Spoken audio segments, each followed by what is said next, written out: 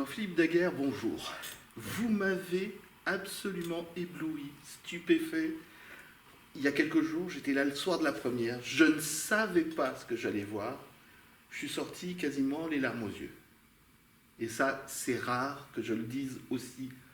Généralement, je garde mon avis, le temps de réfléchir une nuit. Mais là, j'ai été bouleversé. Donc, pour une pièce qui s'appelle Le Petit Coiffeur. On parlera du petit coiffeur qui devrait venir d'ici quelques instants nous rejoindre. Mais la pièce précédente parlait déjà du côté allemand. Et là, on revient en France toujours, mais dans les mêmes années. Pourquoi ce thème ? Alors, la précédente, c'était La famille Ortiz. J'ai Ah oui, la précédente, voilà. Donc, mais c'est vrai que j'avais écrit Le Petit Coiffeur juste après La famille Ortiz. Et j'ai eu un choix. Je me suis dit, est-ce que je fais après Adieu Monsieur Hoffman, Le Petit Coiffeur ou La famille Ortiz? J'aurais pu faire Le Petit Coiffeur tout de suite. Et je me suis dit, je vais quand même montrer que je suis capable aussi d'écrire des pièces qui ne parlent pas que de cette période de l'occupation et de la libération, enfin de la Seconde Guerre mondiale.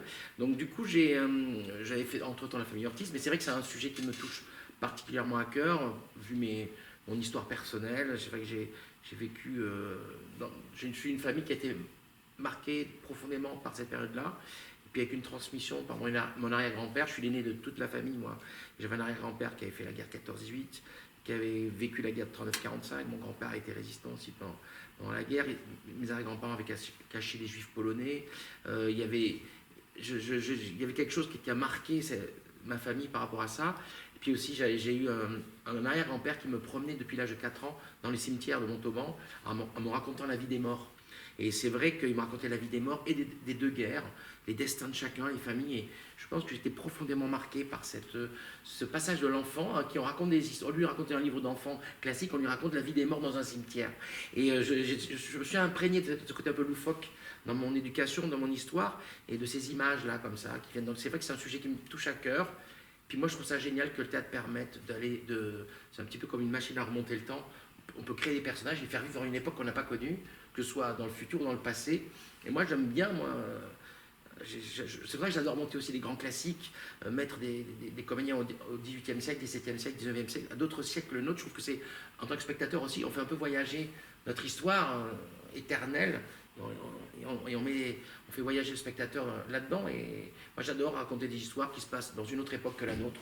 Je trouve que souvent on touche l'âme humaine des gens d'aujourd'hui. Parfois, c'est bien de leur mettre un peu de recul, que leur mettre le nez dedans leur époque, en montrant des gens qui leur ressemblent, qui vivent la même chose tous les jours.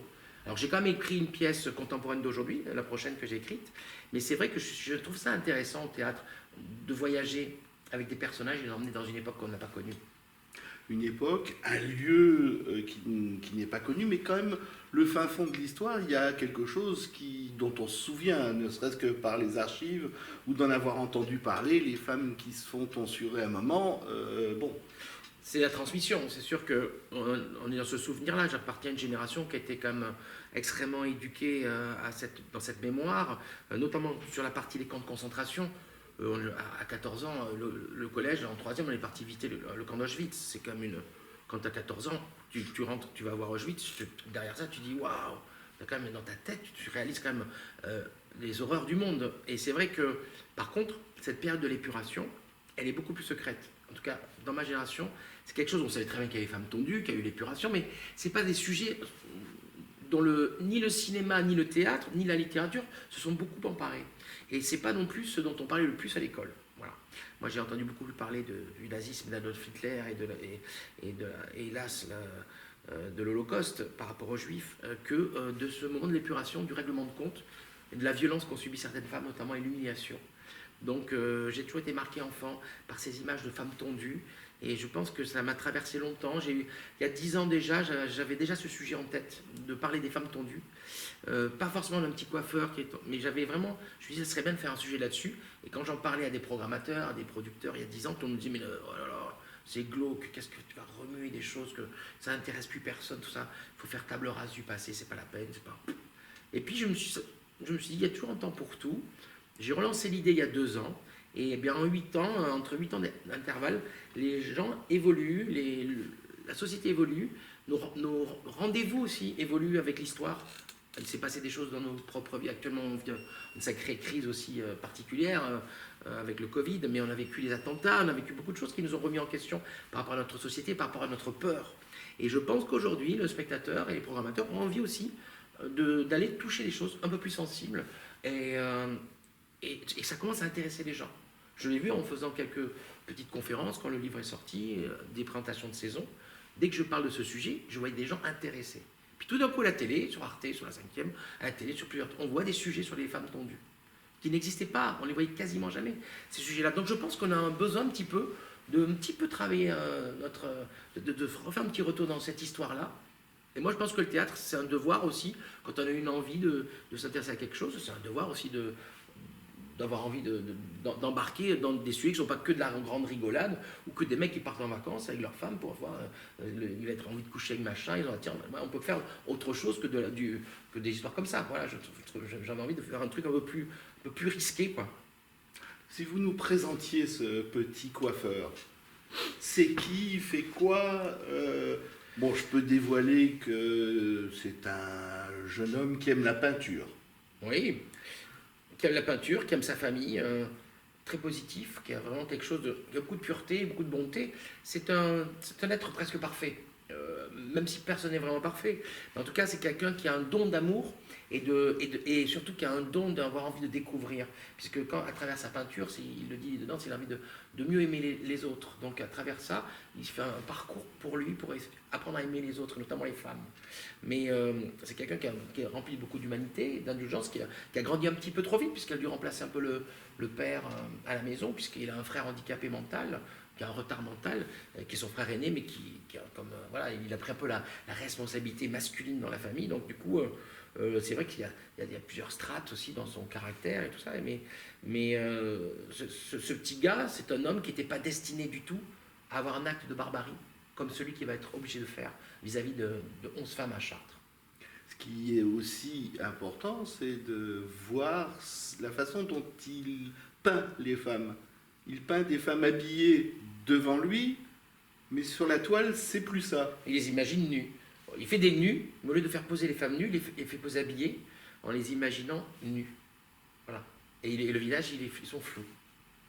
Il y a toute une famille, alors présentez-nous un petit peu la famille de ce petit coiffeur. Il a sa mère qui est une coiffeuse, un personnage haut en couleur, qui a été une grande résistante, donc une héroïne de la résistance.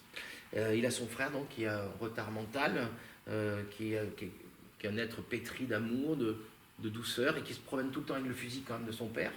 C'est lui qui nous... Je vous ai coupé, mais c'est lui qui nous donne le plus de joie de vivre, on dira. C'est le personnage qui est tout en poésie, c'est-à-dire que lui, il est, même s'il a un fusil à la main, il traverse ce monde comme ça, avec quelque chose d'un petit peu pur, positif. J'avais envie de mettre un personnage très fantaisiste dans ce monde très noir, très sombre. Donc je trouve toujours intéressant au théâtre d'avoir des personnages comme ça, un petit peu touchants et un peu drôles, ce qui fait que ça permet aussi au théâtre de ne pas être que dans quelque chose d'extrêmement glauque et noir, avec du suspense. Voilà, j'avais envie d'amener aussi ce petit personnage un petit peu poétique et aussi déterminant dans ce qui va se passer dans l'histoire. Et puis il y a aussi Léon, qui est l'amoureux de Marie, qui était le meilleur ami de son défunt mari, qui est mort dans un camp et qui est résistant. Donc voilà, il y a une forme d'indulgence de la part de cette famille, d'une envie de reconstruire les choses assez positives, mais ils vont être confrontés à la rencontre d'une jeune femme, une institutrice qui est dans Chartres et qui va bouleverser complètement cette famille. Donc ça se passe à Chartres, ça se passe dans les années... À la Libération. Juste à la Libération, voilà. Poil, ouais. 44, en juillet. Ça démarre en juillet 44. Et puis après, on suit un petit peu ce qui se passe derrière. Oui, non, on ne va pas du tout parler des surprises, parce que j'avoue qu'on est bien surpris plus d'une fois, et je ne sais pas comment... Le soir où je l'ai vu, la salle a réagi, c'était incroyable.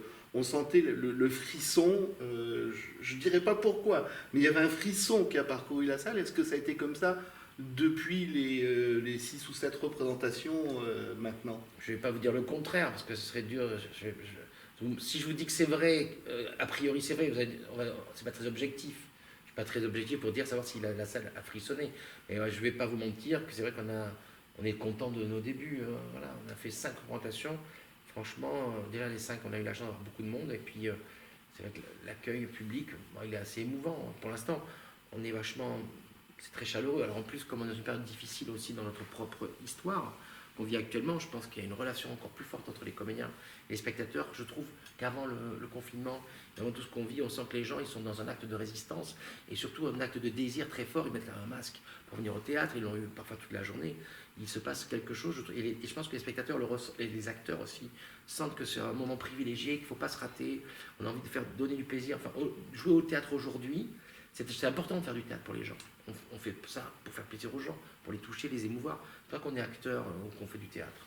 Mais là, on est encore. Je pense que la mission elle est encore plus forte. Donc en ce moment, c'est vrai que les publics sont extraordinaires en ce moment. Je ne sais pas si c'est grâce à ce spectacle. Je pense qu'on est beaucoup de spectacles actuellement qui vivent des moments extrêmement intenses avec les spectateurs. Je pense que ce n'est pas la particularité du petit coiffeur, mais je ne vais pas vous mentir, je suis heureux de voir les gens à la fin qui viennent me voir, me parler, discuter, ça ouvre des débats, des émotions. Non, je suis content, je pense avoir. Moi, je suis très heureux du spectacle que nous avons fait tous ensemble. J'en suis très satisfait. Voilà. J'ai une forme d'autosatisfaction globale. Je ne vais pas mentir. Je pense qu'on a pris le rendez-vous qu'il fallait prendre. Et puis après, voilà, c'est le spectateur qui décide après d'un succès ou pas. Mais quand il y a quelqu'un comme vous qui me dit moi j'étais bouleversé, ça m'a touché, ben, pour moi c'est un cadeau. On fait du théâtre pour ça, pour que des gens viennent vous dire ça m'a touché, ça m'a bouleversé, que ça a été un moment important dans leur vie. À ce moment-là, en tout cas, pendant l'heure et demie où ils ont été là, c'était un moment important pour eux. On ne fait du théâtre que pour ça, pour se sentir utile pour les autres. Donc quand un spectateur me dit ah, ça m'a bouleversé, ça m'a touché, etc. Ben, je me sens utile pour lui. Je me dis, ben, je t'ai apporté quelque chose. Donc je me dis, ouais, mission accomplie, on fait ça pour ça. On fait du théâtre pour ça. Vous êtes à l'affiche dans 2 théâtres maintenant. Le Rive Gauche avec le petit coiffeur. Et il y a un certain monsieur Hoffmann qui continue, c'est son 3e théâtre là qui... 4e théâtre. 4e à Paris. théâtre. À Paris, c'est un 4e théâtre. Ouais. Ouais. Donc au Théâtre de l'Œuvre actuellement. Et pourquoi le remonter? Il y a toujours une telle demande? Tant que vous... Ah, ben, enfin, a priori, oui. Alors là, on est sur des périodes plus compliquées, mais un spectacle se joue tant que, les artistes ont envie de le jouer, les producteurs ont envie de le produire, et que les spectateurs ont envie de le voir. Actuellement, il n'y a aucun signe négatif d'aucun des 3 parties. Donc il y a toujours du monde qui vient, des acteurs hyper enthousiastes de continuer à le jouer, et des spectateurs, voilà, et puis des producteurs qui sont heureux de continuer à présenter ce spectacle. Moi, voilà, moi tant que je peux jouer un spectacle, je le joue. À part si à un moment on se lasse, on se dit il est un peu démodé, on sent chez les acteurs qu'il y a une lassitude, peut-être qu'à un moment il faudra repasser la main. Mais là, sur Hoffmann, on a une telle énergie. Franchement, actuellement, au Théâtre de l'Œuvre, on est à un niveau de représentation, au niveau du jeu. Je trouve ça fait longtemps qu'on n'a pas trouvé ce niveau de jeu. Je pense que cette crise du confinement nous a ramené à ce que c'est aussi que de jouer pour les autres. Et je touche du bois, mais pour l'instant, la représentation d'Hoffmann, il y a 3 équipes qui alternent. Franchement, je suis épaté par l'engagement et l'investissement de mes équipes. On a retrouvé, on l'avait sans doute pas perdu, ça nous a remis ce confinement, ce truc, ça nous a remis un petit peu je dirais l'église au centre du village, quoi. Et là, franchement, à chaque fois que je joue, je fais, wow, c'est beau de voir à quel point il porte encore cette histoire après 4 ans de représentation et presque 800 représentations. C'est vrai que il y a une renaissance pour Hoffmann suite à ce qui s'est passé. Je la sens, en tout cas, j'espère que ça. On verra combien de temps ça va durer, mais voilà. Je suis heureux parce qu'il y a la naissance du petit coiffeur, la renaissance d'Hoffmann. Puis j'ai plein d'autres mes classiques qui reprennent aussi là, à partir de tout ça. J'ai les grands classiques qu'on va absolument jouer pour que les jeunes continuent au théâtre. C'est quand même 1 an que les sorties scolaires, il n'y a quasiment plus dans les théâtres, que les familles ne peuvent plus venir avec leurs enfants au théâtre. Donc avec le Grenier de Babouchka, ma compagnie, on propose... il y a 10 spectacles à l'affiche entre le Théâtre du Ranelagh, le Théâtre Saint-Georges et même au Théâtre du Rive Gauche à partir de décembre. Des grands classiques de Molière, le Cid aussi, Cyrano de Bergerac. On continue à vouloir être absolument présent en jouant un petit peu moins qu'avant parce qu'en ce moment c'est difficile. Même si c'est une période très dure, on a décidé de jouer quoi qu'il en soit parce qu'on ne veut pas lâcher comme ça. On pense que c'est tellement important que les spectateurs de demain, les jeunes d'aujourd'hui, ces spectateurs de demain, les artistes de demain continuent à rester en relation avec le théâtre. Donc, oui. Et puis j'ai Aladdin aussi qui joue au Palais Royal pour les jeunes. Pour les plus jeunes. Moi, je suis sur tous les fronts parce que je ne veux pas qu'on lâche. Je pense qu'il faut absolument jouer en ce moment. Je fais partie de ceux qui militent depuis le départ en disant même si on jouera devant 50 personnes, il faut jouer. Si on peut jouer, il faut jouer. Il faut que les gens continuent à aller au théâtre et qu'on continue à jouer pour eux. C'est vous qui allez donner le mot de la fin. Vous avez parlé tout à l'heure de quelque chose qui est écrit ou qui est déjà dans votre tête. Alors, ça sera quoi le sujet, à défaut du titre? La prochaine pièce, ça s'appelle Le Huitième Ciel. Je le crée en 2022.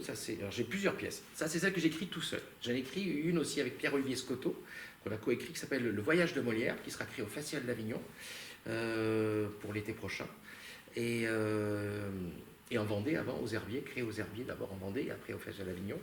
Et j'ai également une pièce magnifique écrite par Fanny Chasseloup, qui s'appelle Mr. T, dont le sujet se passe, Fanny Chasseloup, c'est le sujet sur le Bataclan, c'est une rescapée du Bataclan avec son époux, ils sont rescapés, et elle a fait un témoignage, au-delà d'un témoignage, une histoire extraordinaire, où elle réussit à donner une force de vie sur la reconstruction. Je trouve que sa pièce est magnifique, et c'est un message extraordinaire à vivre pour tout le monde, et non pas quelque chose de glauque, où on pourrait penser tout de suite, on va nous raconter des choses sordides et tout ça. Je trouve que c'est une pièce magnifique, et je la crée aussi au Festival d'Avignon. Donc il y a 3 pièces en chantier, 3 sujets très différents. Le Voyage de Molière, c'est l'histoire d'un jeune homme d'aujourd'hui qui fait l'audition, qui a tellement peur d'une pièce de Molière, il a tellement peur, il a tellement de trac qu'il se met à s'évanouir sur scène et à s'assommer, et se retrouver à l'époque de Molière dans sa troupe. Il se réveille à la même pièce qu'il auditionne à l'époque de Molière, il se trouve embarqué dans cette troupe à vivre toute l'époque, le confinement de l'époque à cause de la peste, les créations des pièces de Molière. Il voit Molière qui écrit, qui dirige ses acteurs, comment il traverse sa peur à travers cette expérience, grâce à l'expérience de la troupe de Molière. Il y a ce sujet-là. Après, voilà. Et puis le Huitième Ciel, c'est l'histoire d'une femme très puissante qui est à la retraite, très riche, très puissante. Elle prend une pré-retraite. Et au moment où elle est à la retraite, tout s'effondre un peu autour d'elle. Elle se rend compte qu'elle n'est plus dans les plus grands restaurants, elle n'a plus la table réservée, elle n'a plus le Premier ministre au téléphone quand elle en a besoin. Son mari la quitte, sa fille, ça ne se passe pas très bien. Comment tout d'un coup, quelqu'un qui avait pignon sur rue se met à avoir un monde qui s'effondre, et comment elle va être rattrapée par des gens qui sont les gens les plus misérables, les plus petits a priori dans son échelle sociale, qui vont réussir à la reconstruire sur une reconstruction grâce à des gens très faibles. Et elle, c'est quelqu'un de fort, des faibles, des forts, et des faibles et des forts qui deviennent de plus en plus forts ensemble, parce qu'on a besoin de tout le monde dans cette société. Quand je vous écoute, j'ai l'impression de voir une création cinématographique, parce que quelqu'un qui tombe dans les pommes et qui se réveille au siècle de Molière, pour moi, je vois ça. C'est immédiat, voilà. C'est Retour vers le futur, mais dans l'histoire de Molière, c'est un petit peu ça. Mais ça permet plein de fantaisie, et puis ça permet aussi d'avoir un personnage qu'on suit avec sa peur, et comment il a, grâce à la culture, grâce au théâtre, grâce à la camaraderie, à la troupe, comment tout d'un coup on peut traverser des peurs, des angoisses. Dans chaque endroit, un sujet, c'est toujours pour raconter, on met dans des décors différents, des époques différentes, mais il faut toujours suivre le fil d'un message qu'on a envie de raconter, et voilà, on s'amuse un petit peu à traverser les émotions, les histoires, avec des personnages qu'on embarque comme ça. Donc on a embarqué un gamin chez Molière, voilà. Et puis après, pour le reste, on embarque au Bataclan, et puis on embarque au Huitième Ciel, dans une grande tour. On fait beaucoup de voyages, donc. Voilà, moi j'aime bien. On rappelle quand même que Le Petit Coiffeur, c'est au théâtre Rive Gauche. À 20... Pour l'instant, c'est à 21h. 21h, voilà. Jusqu'à nouvel ordre. Jusqu'à nouvel ordre, c'est à 21h. Puis on joue jusqu'à nouvel ordre. Tant qu'on aura du monde dans la salle, on peut jouer longtemps. En tout cas, la grande chance de ce spectacle, c'est d'avoir Éric Emmanuel Schmitt qui a lu la pièce, et qu'un des rares directeurs de théâtre qui a pris une pièce rien que sur le texte, sans même savoir qui la jouerait ou comment. Il a tout de suite dit, je veux, dans mon théâtre, je veux qu'on joue cette pièce. Donc je lui dois beaucoup. C'est lui qui l'a présenté la pièce à Albin Michel. Donc du coup, la pièce a été éditée par Albin Michel. On peut dire que je dois énormément à Éric Emmanuel Schmitt. Et donc je suis tellement fier de jouer dans son théâtre. Puis comme c'est quand même un des auteurs qui pour moi me touche le plus depuis toujours, voilà, je me sens extrêmement fier, heureux de jouer dans son théâtre, grâce à lui avant tout, et puis et aussi grâce aussi à toute la famille Audinière qui me suit depuis toujours, qui a produit Adieu Monsieur Hoffman, et qui est également coproducteur, tourneur, tout ça. Moi j'aime bien travailler en famille, me sentir bien avec les gens, et c'est vrai qu'au Rive Gauche je me sens extrêmement bien, l'équipe est formidable, mes acteurs sont heureux, mais les directeurs du théâtre, les personnes, ils ont l'air d'être contents, heureux. Nous on est contents, donc si on peut jouer le plus longtemps possible, on jouera le plus longtemps possible. Moi j'ai été fier et heureux de vous rencontrer. Merci Jean-Philippe Daguerre. Merci beaucoup. Et rendez-vous pour une prochaine pièce, ou peut-être au Théâtre de l'Œuvre, ou pour une des petites créations, voire Aladdin. Ah ben voilà, avec grand plaisir. Merci à bientôt. beaucoup. Bonne soirée.